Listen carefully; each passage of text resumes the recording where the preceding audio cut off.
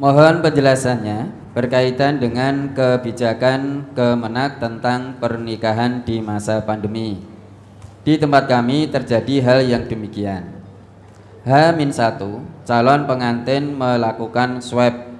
Dengan hasil, calon pengantin putra dinyatakan positif COVID. Dikarenakan positif COVID, maka calon pengantin harus isoman. Akhirnya, pada waktu pelaksanaan hari H, ijab kabul tetap dilaksanakan dengan cara pengantin putra diwakili saudara laki-lakinya dengan atas nama pengantin putra. Yang demikian itu secara syariat sah atau tidak? Bagaimana Ustaz? Lah kok do guyu ya, ada apa toh? Ada apa coba? Kalau memang itu sudah diatur dalam Undang-Undang Perkawinan Indonesia. Satu kaidah usul fikih yang kita pegang dulu, ad-daruratu tubihul mahdurat. Keadaan darurat itu membolehkan hal-hal yang dalam keadaan normal dilarang. Ya, terkait pertanyaan tadi, itu keadaan darurat.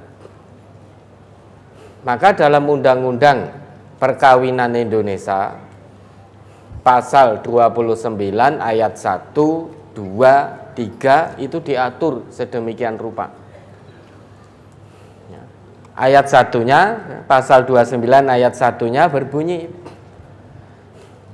yang mengucapkan qabul itu adalah calon mempelai pria secara pribadi. Ini ayat satunya. Artinya keadaan normal. Kemudian ayat 2-nya, dalam hal-hal tertentu maka calon mempelai pria itu diperkenankan diwakili oleh pria lain dengan ketentuan calon mempelai pria memberikan kuasa yang tegas secara tertulis bahwa penerimaan wakil atas akad nikah itu untuk calon mempelai pria. Ini keadaan darurat. Karena positif harus isoman, tidak bisa ketemu. Maka dalam Undang-Undang Perkawinan di negeri kita ini, dalam pasal 29 ayat 2, mengacu pada kaidah-kaidah usul fikih itu, ini keadaan darurat. Calon mempelai pria itu memberi kuasa secara tegas kepada pria lain bahwa penerimaan wakil atas akad nikah itu untuk calon mempelai pria. Kemudian ayat 3-nya,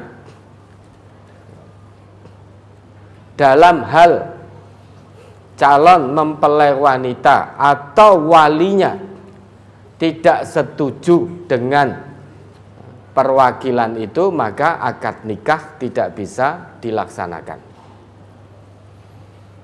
Nah, tadi dalam keadaan darurat seperti itu, kalau rukun dan syarat nikahnya terpenuhi, maka insya Allah pernikahannya sah. Ya, ada lagi.